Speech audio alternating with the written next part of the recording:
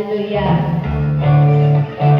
Minsan excited na dahil sa atong buhay na Diyos.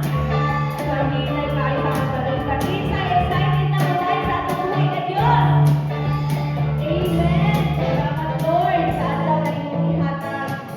So, before na mag-start sa atong pagservisyo, mga nasa akong word na kabutang sa John 6 verse 35.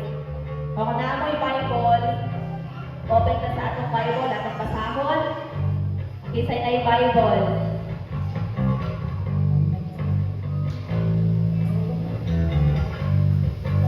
Hallelujah! Naara dyan nag-open sa Bible. Thank you, Lord. So, John 6 verse 35.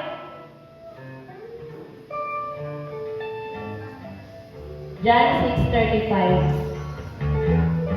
Kita na? Amen. So ano siya? Si Jesus miingon kanila, ang mao ang pad nga naghatag sa kinabuhi, ang kuwari kanadto dili na gayon gutumon, ang mutuo kanako dili na gayon guhawon. Amen.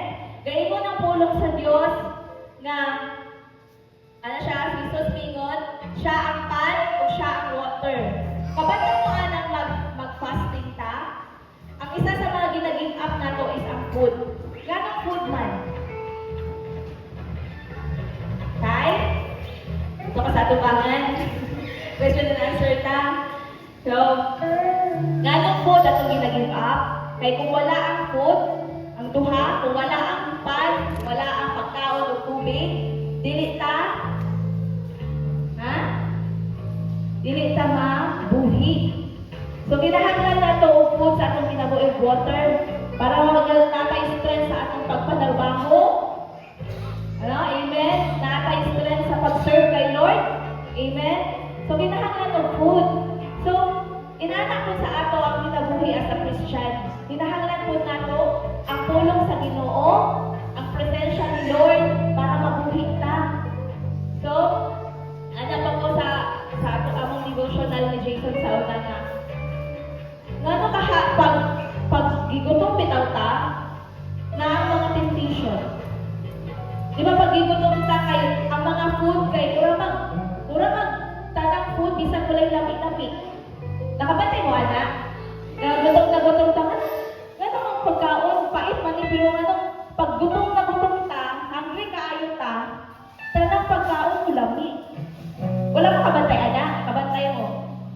No? Ginanapon sa atong kinabuhi, no? Kinahanglan dyan, busubot na to atong kasing-kasing o pulong sa Ginoo. Kaya kung dili na mabusog sa pulong sa Ginoo, sa'y mahitabo.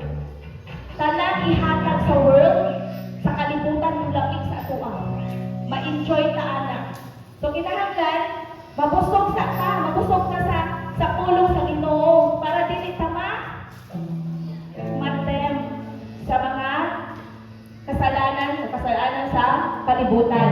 So karong adlaw atong pangayoon sa tubuhi nga Dios ang iyang presensya, napunon ta sa iyang pulong